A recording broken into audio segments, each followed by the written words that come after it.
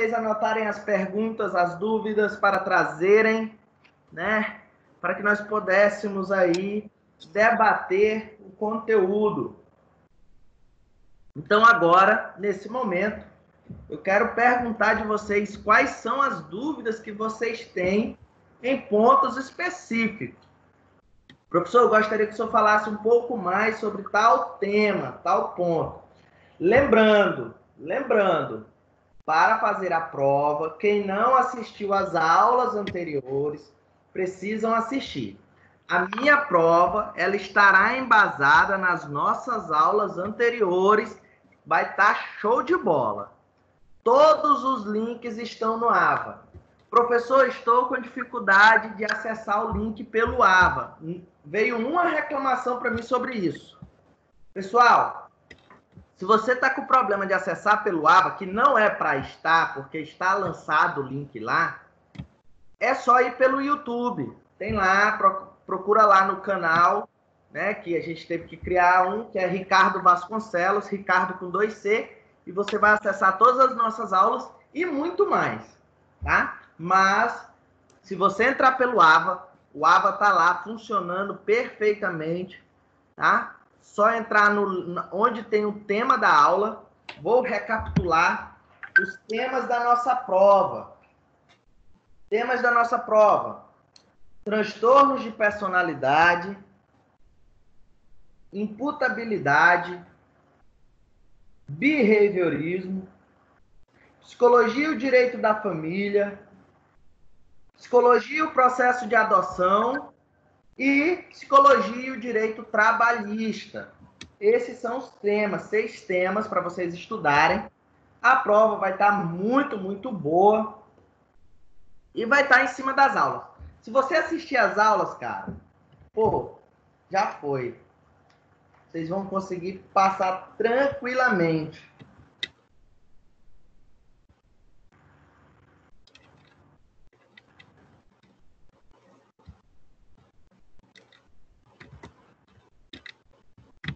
Lembrando que a nossa prova vale 4.000 pontos, tá?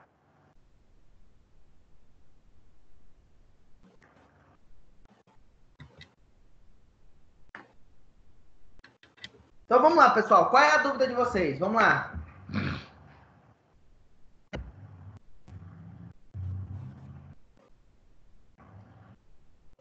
Vamos, gente. Então, já que ninguém fala, eu vou falar uns temas aqui, vou revisar uns temas. Não vou revisar todos, vou escolher alguns, os mais antigos, assim por dizer, e aí os demais vocês estudam. Vou começar com transtornos de personalidade, né, que nós vimos alguns, não vou falar todos aqui, até porque tem uma aula para isso, mas os transtornos de personalidade nós vimos que, segundo o DSM, transtorno é todo comportamento fora de uma relação típica dos conceitos gerais. Isso quer dizer o quê? Os transtornos, principalmente os de personalidade, são características que o sujeito tem que são peculiares. Então, são comportamentos que a gente chama de estereotipado. Mas para ser transtorno, precisa trazer um sofrimento para o sujeito.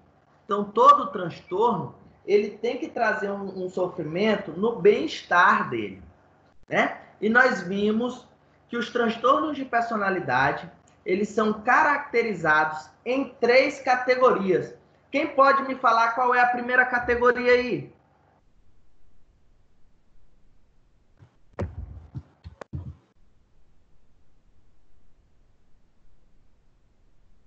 Bora lá, pessoal.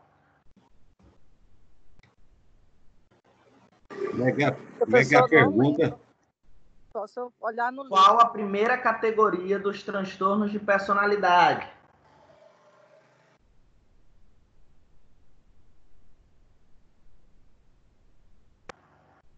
E aí, Tássia?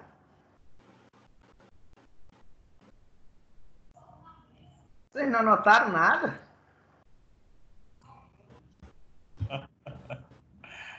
Professor, eu tenho tudo anotado, mas eu não estou com o meu material aqui. Estou assistindo sua aula sem o material.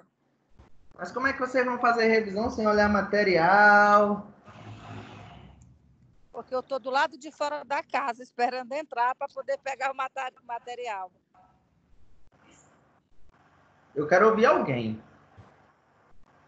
Diga pelo menos um aí, professor. Aí eu talvez lembre dos outros. Professor, os traços de personalidade não são uma característica, não?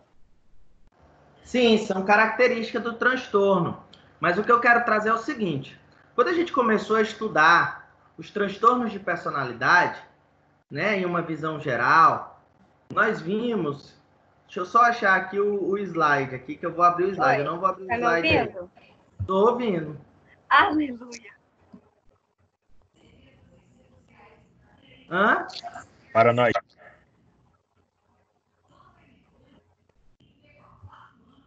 Então, quando nós vimos os transtornos, o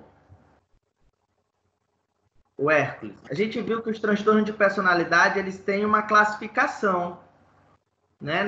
Nós percebemos que eles têm uma classificação de cada transtorno.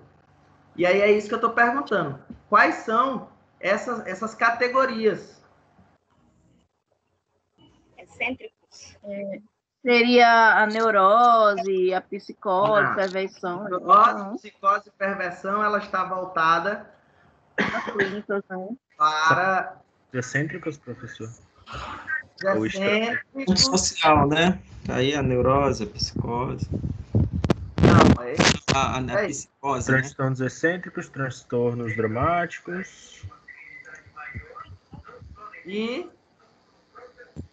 Ansiosos. E ansiosos, isso mesmo.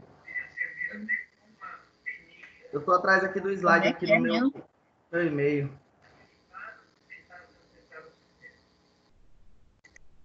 Pessoal, nós temos os ansiosos, né? Que nós temos...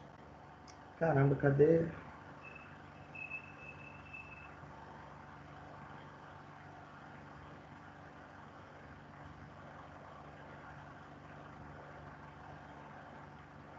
Deixa eu achar aqui logo o material, aí a gente começa.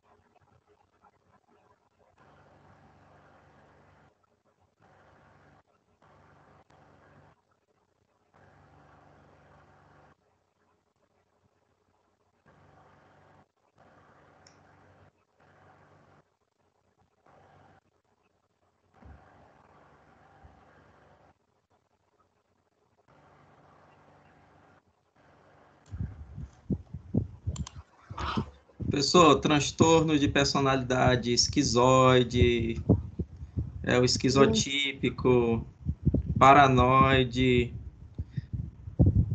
transtorno de personalidade antissocial. Exatamente, só que dentro dele, cada um existe essa categoria que foi dita, né? Existe o ansioso. Fala novamente aí, que eu estou tentando lembrar os nomes aqui, eu também não estou conseguindo lembrar. Excêntricos, dramáticos e ansiosos. Os dramáticos, os excêntricos e os ansiosos. Dentro de cada categoria desse, existem os transtornos. Então, o que vocês precisam entender? Que cada transtorno, ele está dentro de uma categoria dessa, né? Dos excêntricos, dos ansiosos, tá bom? E, ó, um ponto que vocês têm que entender. Cada transtorno que nós estudamos, tá? Professor, Oi.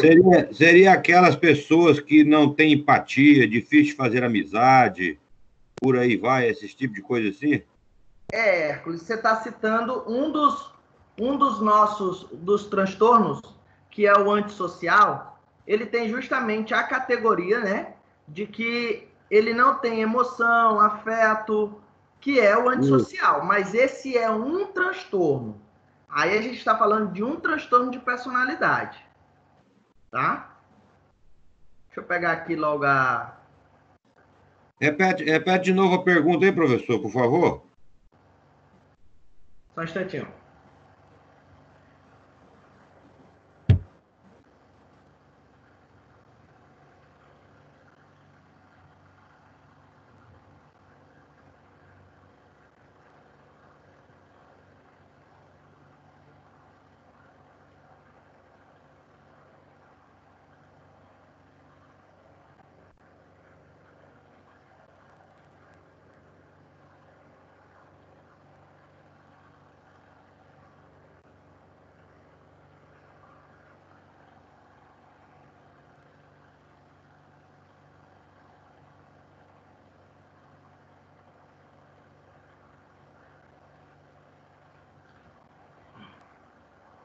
Bem, das primeiras categorias que a gente se depara são com a categoria dos transtornos excêntricos, né? Que é caracterizado pelo transtorno de paranoide, esquizoide e esquizotípico. Essa é a primeira categoria, pessoal. Anotem, primeira categoria é transtornos excêntricos ou estranhos, tá bom? Essa é a primeira categoria que nós temos dos nossos transtornos. Agora, veja bem, a cada categoria nós temos uma quantidade X de transtorno.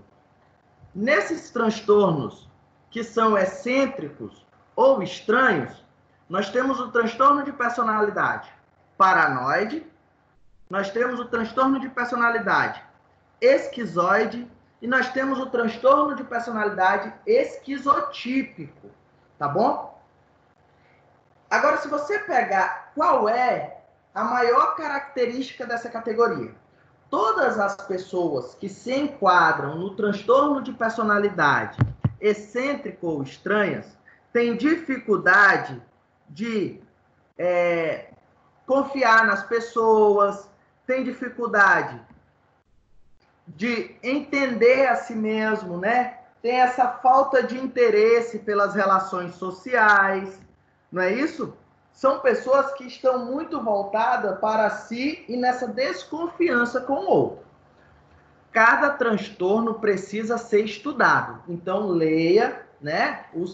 Assista às aulas e leiam o texto que eu encaminhei. Paranoide, esquizoides, esquizotípica, histriônica, borderline, narcisista. Não, Hércules. Primeira categoria foi esses que eu falei. Paranoide, esquizoide e esquizotípico. Tá? Essa é a primeira categoria. Lembrando que nós temos as categorias. Dentro de cada... É tipo assim, ó. Tem a categoria A e B. Na categoria A, tem 3 que é estranhos, né? Os estranhos ou excêntricos. Nós temos os paranoides, nós temos os esquizoides e o esquizotípico. São esses 3, na primeira categoria. Na segunda categoria, que são os transtornos dramáticos, imprevisíveis ou irregulares, nós temos o transtorno antissocial, histriônico, borderline e narcisista. O que eu quero que vocês entendam é que nós temos essas 3 categorias, né? Os excêntricos e estranhos, os transtornos Dramático, imprevisível e que mais? Como é? Dramáticos, imprevisíveis e o quê? Ou irregulares. Mas só coloca transtornos dramáticos, já dá para compreender. Eu não vou cobrar além disso, não, se tiver alguma coisa sobre isso. Tá? Então, olha só. Nós temos a primeira categoria, excêntricos ou estranhos, que nós temos os transtornos lá, que são voltados para essa meia desconfiança das relações sociais, né? Uma baixa autoestima, enfim. Já nos transtornos dramáticos, nós temos alguns transtornos aqui dentro dessa categoria, que são antissocial, histriônica, borderline e narcisista. Então, nós temos esses 4 transtornos dentro da categoria dos transtornos dramáticos, tá? Esses transtornos, eles são voltados mais para um processo de ego. É a característica, vamos dizer, principal deles, né? Eles são pessoas que estão muito com uma autossuficiência, né? Tem um conhecimento, não um conhecimento, mas eles têm uma atenção voltada a si mesmo, né? Enfim, tá? Professor, desculpa atrapalhar aí, é porque o Raitan tá falando aqui no grupo que ele tá esperando para entrar aí na aula. Eu já aceitei ele. Ok, então, grato. Já tá aqui já. Certo, pessoal? E a terceira categoria são os transtornos ansiosos ou receosos. Que aqui nessa terceira categoria, nós temos o transtorno de personalidade esquiva, o transtorno de personalidade obsessivo-compulsivo e o transtorno de personalidade dependente, tá? O que eu quero... Por que existem essas categorias? E agora é que vocês precisam entender. Cada categoria dessa, ela tem uma característica peculiar. Exemplo, nos excêntricos, lá no primeira categoria, né, nos excêntricos, eles são voltados mais para esse processo de desconfiança do outro. Eles não têm uma confiança em si mesmo. Eles desconfiam das relações sociais. Eles acreditam que essas relações não são saudáveis, tá bom?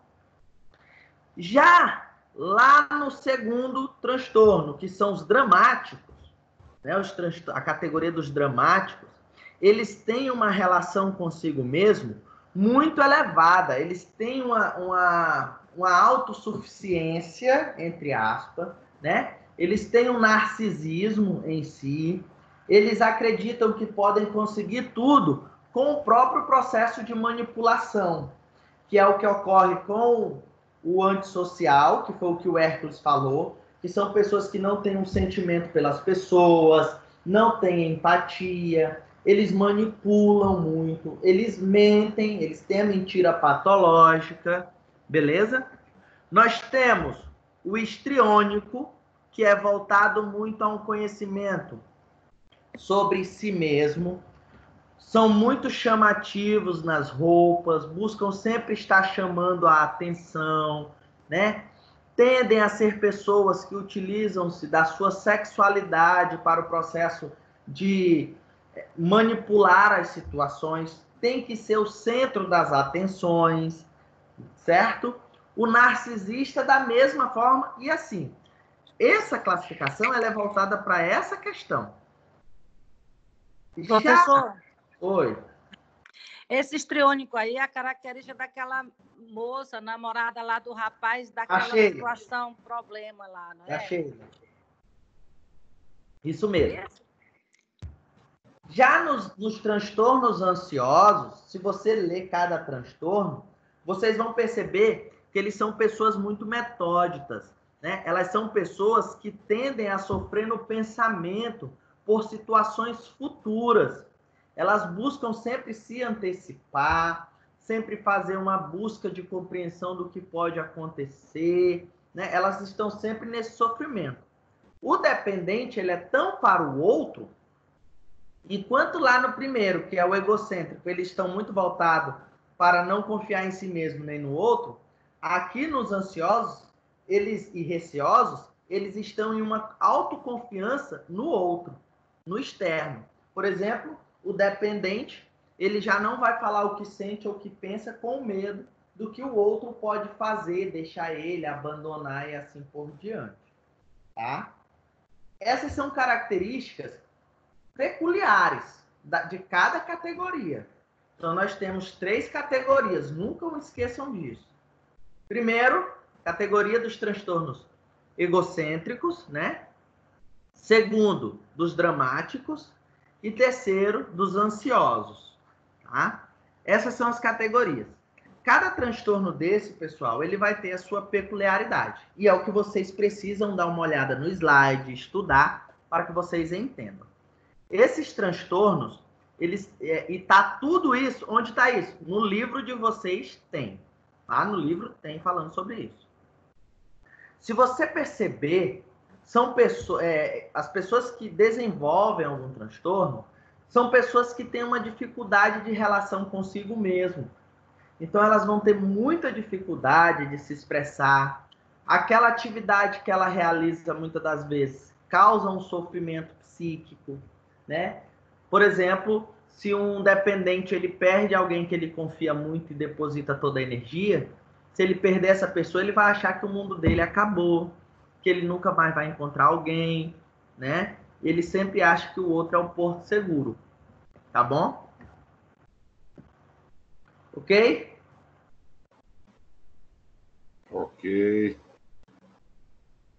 Dentro desse slide, dessa nossa aula, nós falamos sobre o do antissocial, que é o psicopata, que é justamente esse sujeito que tem essa característica de não acreditar em ninguém e assim por diante. Aí nós entramos o porquê estudar, né, a personalidade. Porque a gente entra no processo de atuação do psicólogo penal diante essa atuação junto com o jurista. Nós, psicólogos, quando nós vamos avaliar, nós precisamos analisar para destacar se esse sujeito ele se enquadra conforme o artigo 26 do Código Penal em uma classificação de inimputabilidade. E o nosso código, ele dá justamente 3 categorias também de classificação desse sujeito. Quais são elas? Para que o sujeito pode se enquadrar. Não acredito que ninguém vai lembrar também. Eu faço uma análise, eu faço um processo de investigação, né, desse sujeito, eu faço todo um processo de avaliação, e aí eu vou chegar no resultado e vou dizer, olha, esse sujeito, ele não pode ir para a cadeia, mas ele vai fazer uma medida de segurança. E eu posso considerar ele em 3 fatores, né? Ou ele é imputável, vejam bem, as 3 categorias do Código Penal, artigo 26. O sujeito ou ele é imputável. Se o sujeito ele é imputável. Oi? Se o sujeito ele é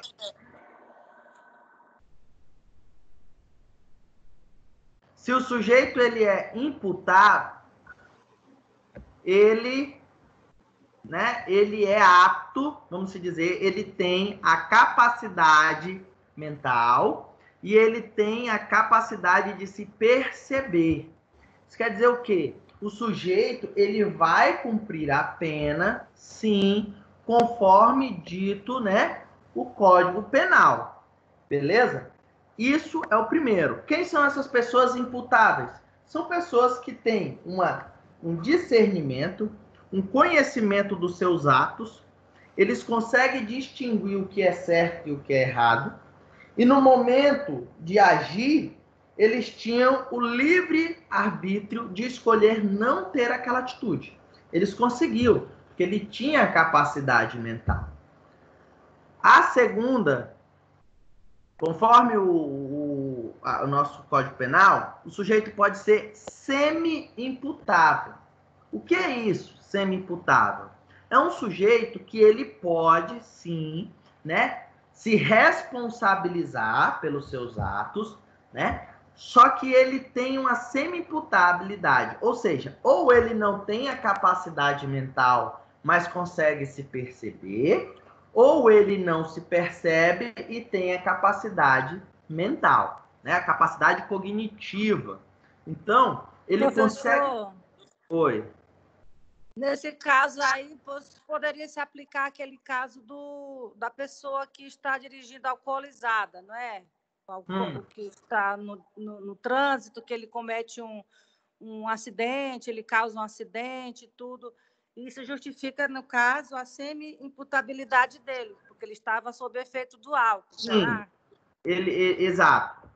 Mas só que há uma questão. Isso não isenta a responsabilidade dele, tá, pessoal? Ele vai cumprir a pena normal. Ele está semi-imputável, mas ele está apto a cumprir uma pena. Dependendo do diagnóstico. Se ele for, por exemplo, um alcoólatra patológico, aí sim pode se aplicar uma medida de segurança. Dentro dessa visão da psicologia, o sujeito semi-imputável, ou ele vai ter a capacidade cognitiva e não vai se perceber, ou ele vai se perceber e não vai ter a capacidade cognitiva. Vou pegar o exemplo da Maria aqui, auxiliadora. Por exemplo, esse sujeito, ele está alcoolizado, ele tem consciência cognitiva, mas ele não consegue se perceber, né? Se determinasse, desculpa, tá? Se determinasse em determinada situação. Por que ele não consegue se determinar? Porque uma pessoa que está sob efeito de álcool, ela tem as percepções reduzidas, os reflexos. Então, ela não vai conseguir se determinar, ela não vai conseguir se controlar muito bem. Tá? Uma pessoa que tem, por exemplo, que eu usei o exemplo na aula, ele é cleptomaníaco. Essa pessoa que é cleptomaníaca, ela vai ter a capacidade cognitiva de entender que furtar é errado, mas ela não se determina. Ela não consegue controlar. Por exemplo, ela vai roubar essa caneta mesmo sem necessidade. Mas por quê? Ela não consegue se controlar.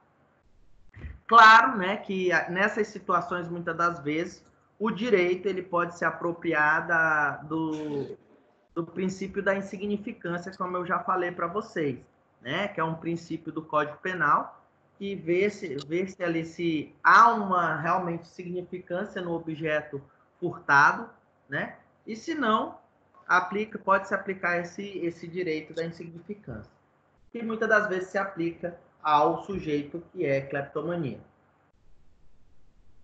Já o sujeito que é inimputável é um sujeito que ele não tem a capacidade nem cognitiva e ele nem se determina.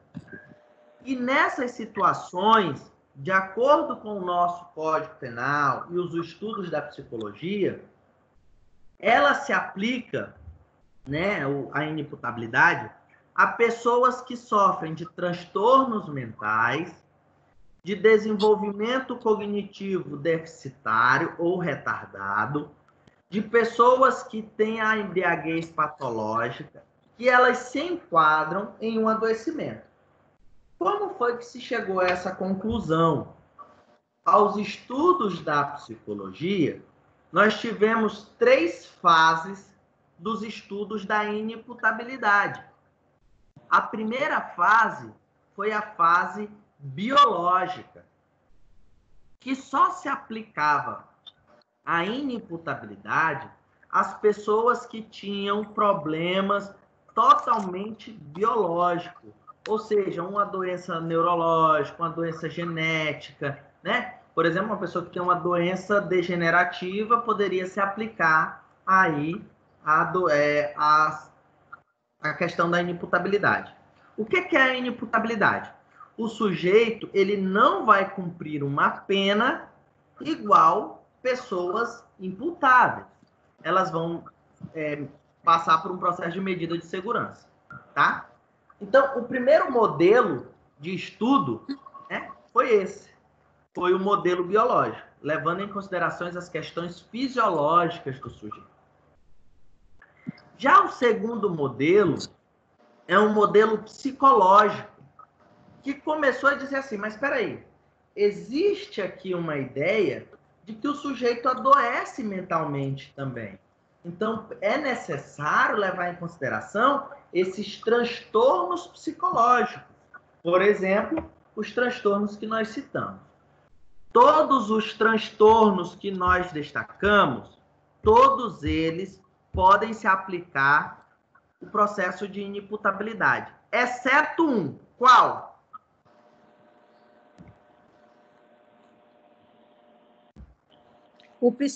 Da psicopatia, será? Exatamente, o antissocial. O antissocial não se aplica, né, o processo do transtorno da inimputabilidade, tá bom? Isso, Jonathan. O Jonathan mandou aqui, acho que foi naquela hora que o Jonathan mandou os transtornos aqui. Então, pessoal, isso quer dizer que o sujeito que tem qualquer transtorno desse que nós apresentamos aqui, ele pode ser inimputável, mas graças a esse modelo psicológico.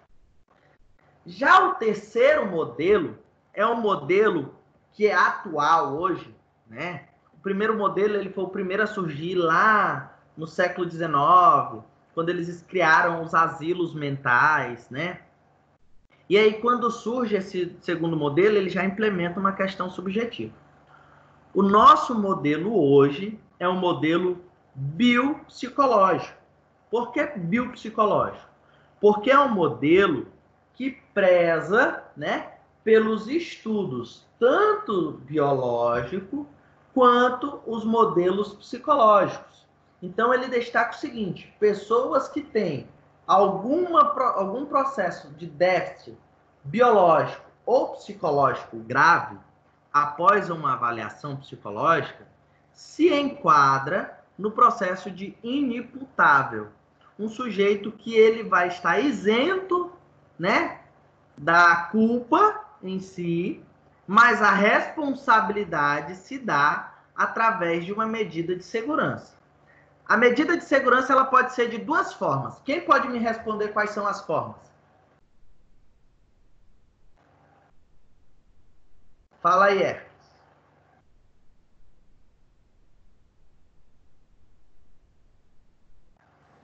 Testando o microfone, professor. Tá falhando o microfone. Alguém sabe? Quais são as duas formas de medida de segurança? Pessoal, estudem para a prova. Estudem para a prova. Estudem. A medida de segurança, né, quando o caba comete o crime, não pode ser preso, vai para o manicômio, fica preso. É uma das medidas de segurança.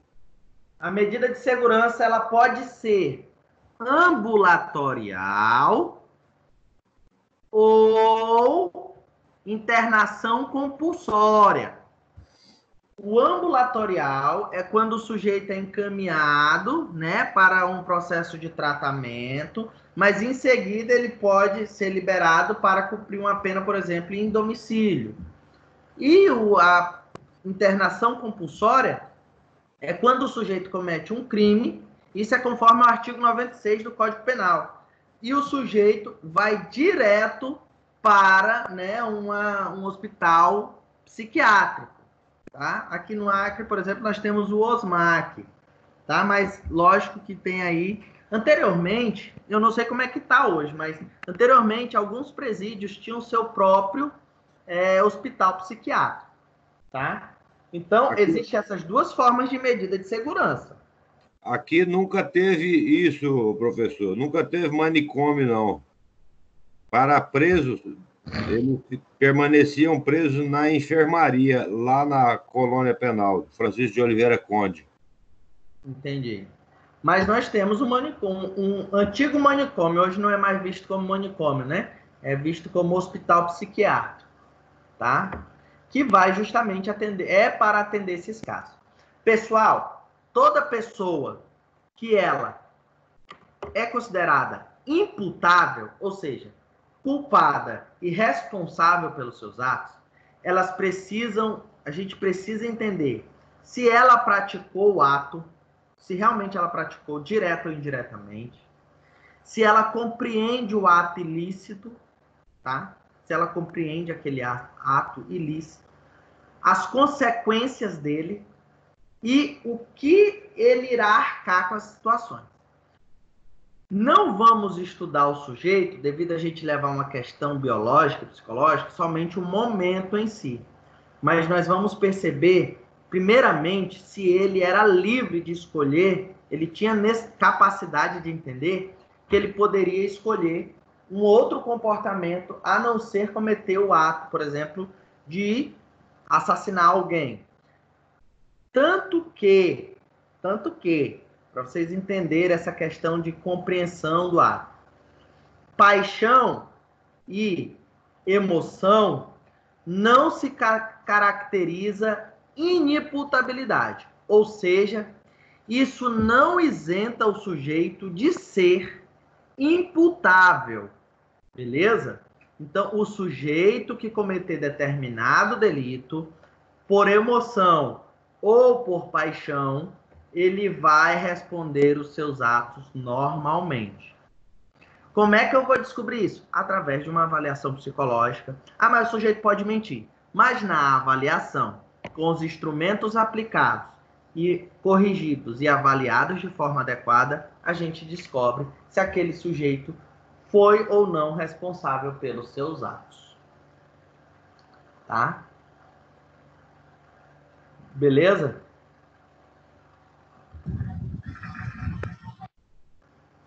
Então não adianta colocar a culpa no chifre, professor. Não. Adianta não. Antigamente, chifre era uma lei antiga. Agora o cara toma chifre, ele arruma outra para tomar chifre de outra. Vocês vão falar, tá? Vocês vão falar de chifre agora, se você se preocupava era com a prova. Não, professor, a gente estava falando sobre a tese, que antigamente o cara, quando matava a mulher, tinha um artigo aí que falava que estava movido sobre fortes emoções, é porque tomou chifre, né? Aí muitos falavam que era em defesa da honra. No bar, e aquela pessoa que briga no bar e do nada por uma emoção de raiva vai lá e mata a outra, é por chifre por ele? Não, aí já é um transtorno que a pessoa está fora de si também. Não deixa de ser uma questão emocional. É uma questão emocional. Emocional. Temperamento, tem a ver com temperamento. Vamos lá. Beleza? Então, esses foram os 2 pontos primeiros, iniciais. Vamos falar do behaviorismo.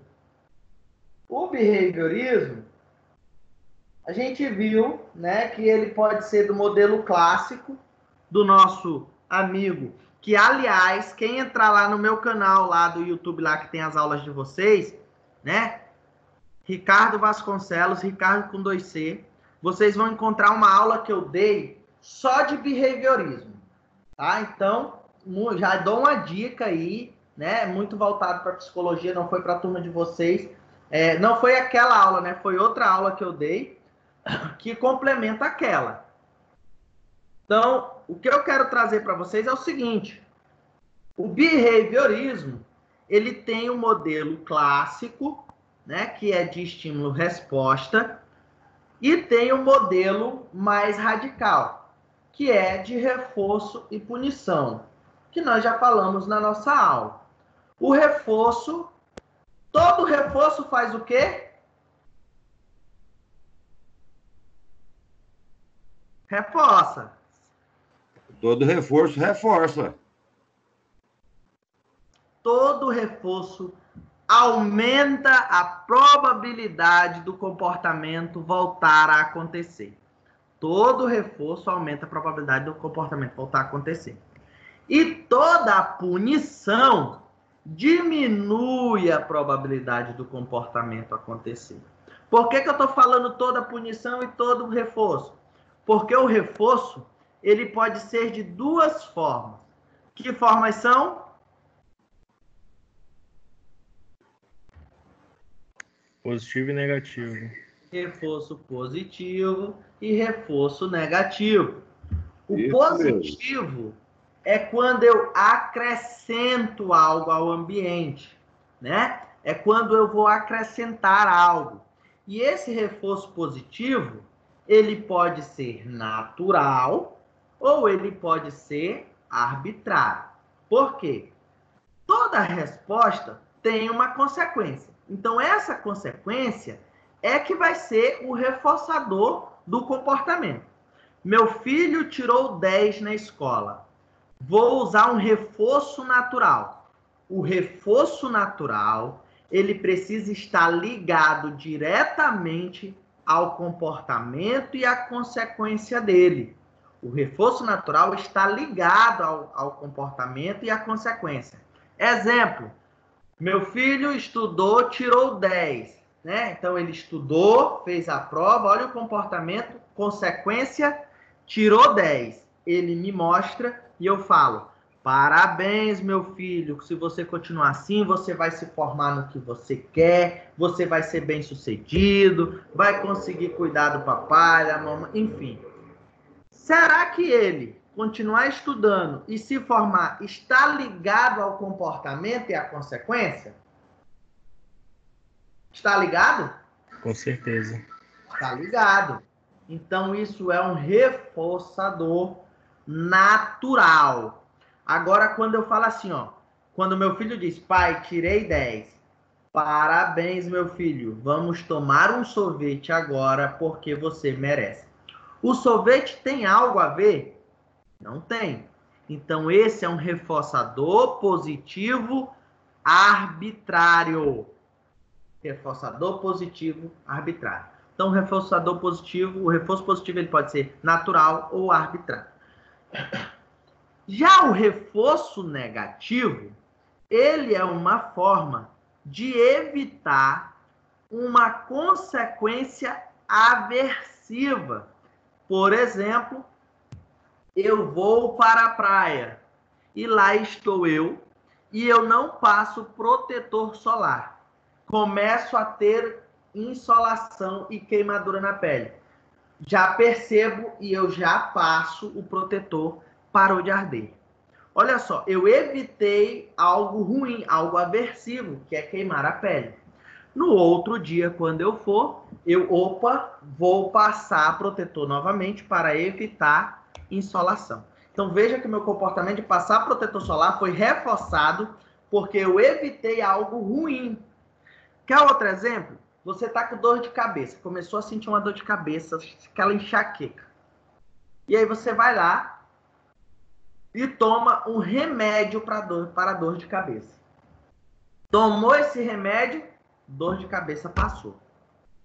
Né? Você tomou aquele remédio, você já tinha tomado outros remédios, mas aquele lá, Doralgina, foi o que fez passar a sua dor de cabeça. Beleza. No outro dia, quando você acorda, você já começa a sentir uma dor de cabeça. Será que você vai tomar aquele monte de remédio de novo?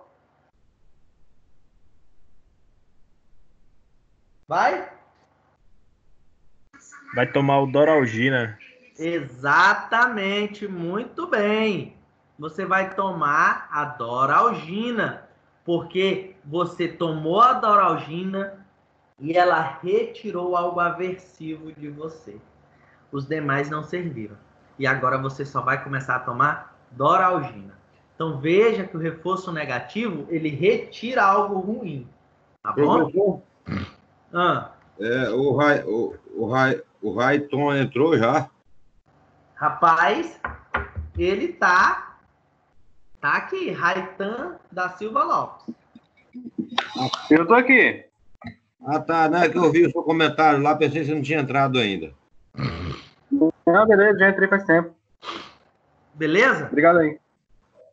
Então, Beleza, esse é o reforço positivo e negativo. O positivo ele pode ser natural ou arbitrário. Já a punição, ela vai diminuir a probabilidade do comportamento acontecer. E a punição, ela também pode ser positiva ou negativa. A punição positiva é quando eu acrescento algo ruim ao comportamento e à consequência do sujeito. Exemplo, seu filho não teve o comportamento de encher o litro, consequência, não teve água. Qual é a punição que você dá? Uma surra nele. No outro dia, quando você chegar, o litro vai estar cheio, porque ele lembrou da punição que recebeu. Olha só a punição positiva. Eu acrescento algo ruim, algo aversivo ao sujeito. Punição positiva. Fala, Maria. Professor, então, quando é que a punição causa aquela fuga, que o senhor falou em outras aulas, que ela poderia causar esquiva, fuga? Vamos já falar sobre isso. Calma aí. Vamos já falar sobre isso aí da punição. Então, entenderam a punição positiva, né?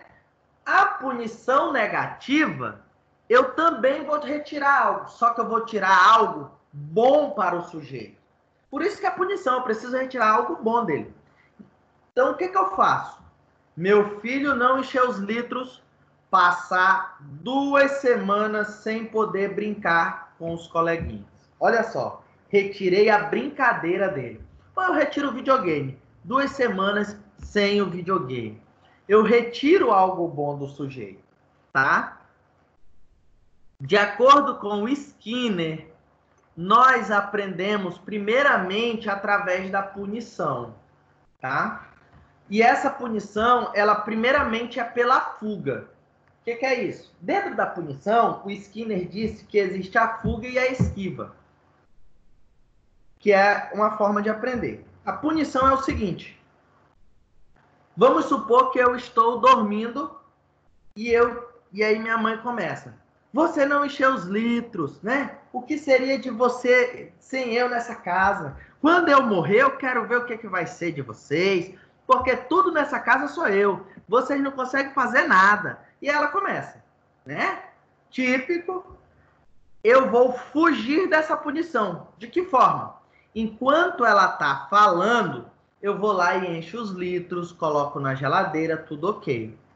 E ela para de falar. Olha só, eu fugi da punição enquanto estava acontecendo. No outro dia,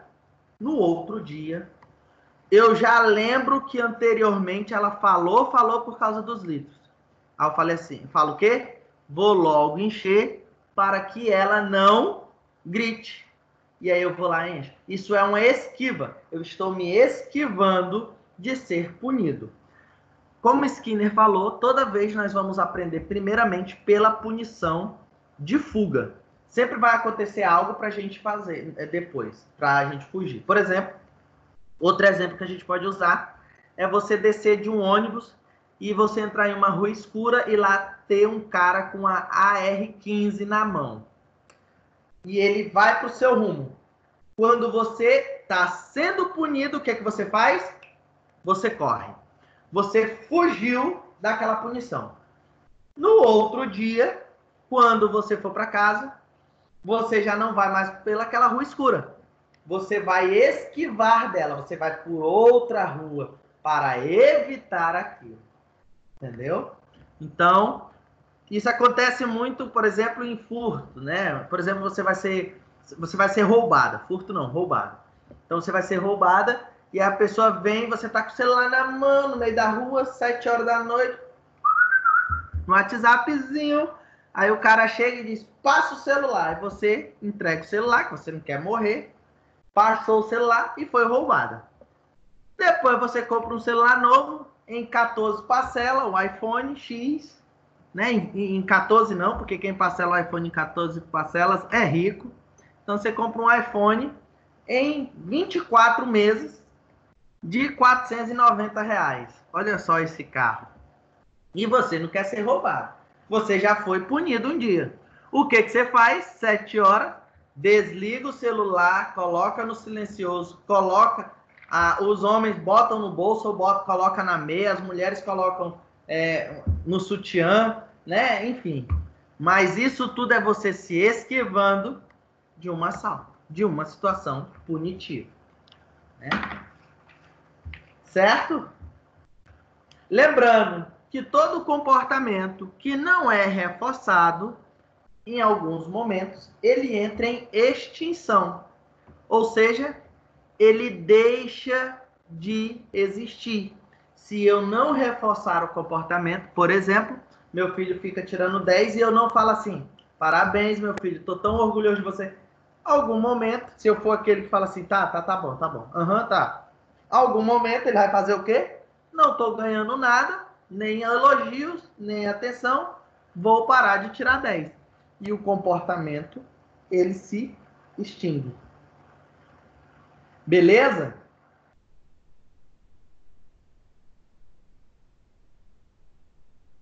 Bem, é isso. Esses 3 temas aqui eu já debati com vocês. Eu dei um norte para vocês sobre o que vocês têm que estudar aí. Agora os outros 3 aí, os outros direito da família, processo de adoção e direito trabalhista, Se alguém tiver alguma dúvida, pode me perguntar agora que eu vou retirar. Se não, nossa aula vai se dar por encerrada. Não, professor, pode continuar falando sem problemas. Não, aí eu vou dar uma aula de novo. A sua voz é incrível, a gente gosta de escutar. Eu gosto, acho muito top. Esses 3 temas, eu peguei esses 3 anteriores, porque eles são bem antigos, para dar uma reforçada aí para vocês.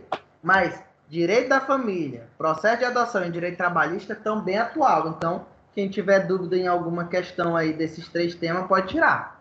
Mas, Senão, professor, a concepção de tempo é abstrata, então o que para o senhor é novo, para a gente é velho. É, né? Rapaz, o Maian, ele tá... Oxe, ele tá fera, ó. Maian, você lembrou das questões de imputabilidade, de behaviorismo, então você vai lembrar do direito da família, né? De alienação parental, tudo isso. É, assim eu espero. Né? Então, né? As questões de estabilidade familiar. Quais são os 3 elementos principais do processo da família, hein? Adoção unilateral. Não. Tem para cá? Não. Os 3 elementos principais que precisam estar em evidência para, né, ser preservado o princípio da afetividade e o princípio da proteção integral. O que é? Ostensibilidade. Aí. Ostensibilidade. Eu não sei falar o nome dessa palavra. Eita. Vai. Ostensibilidade é algo do tipo. Estabilidade e afetividade. Né? Se muda o conceito de família e começa a se pensar, né, nessa questão de que precisa ter esses 3 fatores dentro de uma família, porque no processo da família, quem é o foco é o bem-estar do menor. Então, precisa ter esses 3. A afetividade, os processos de afeto, a estabilidade, tanto familiar como econômica, financeira, né? E a ostensibilidade, que ela está muito ligada a esse exemplo de família, aquela família que é um exemplo, né, a ser seguido. O que seria um exemplo de família a ser seguido para o processo civil, né, para o Código Civil?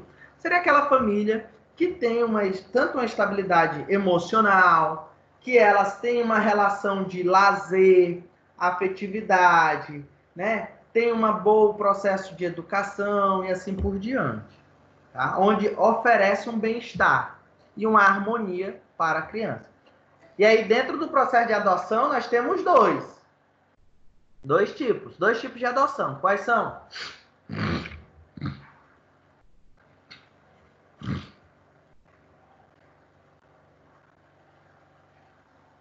Tá desligado seu microfone. É aquela que quando meu pai e minha mãe morrem, aí é transferido para os meus familiares. Você tá na tutela, né? Ou na adoção, né, não? Eu sei lá onde é que eu tô, não sei mais não. Tô no direito da família. Tô tirando alguns... Eu perdi. Pessoal, o processo de guarda.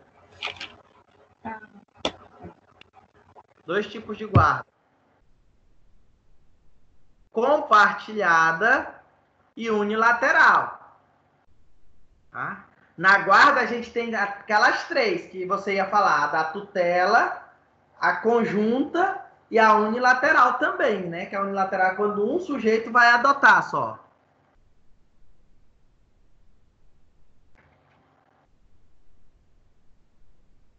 Aí já estou dando alguns pontos a serem estudados. Né? Isso é um professor excelente. Certo? Vamos lá, pessoal. Se não tiver dúvida, vou dar como encerrada a nossa revisão leiam, estudem pelas nossas aulas, beleza? Que vai dar tudo certo. Amém. Vai dar show. Olha só, deu 1h e 20 minutos de revisão aqui, ó. É isso, professor, tá pouco.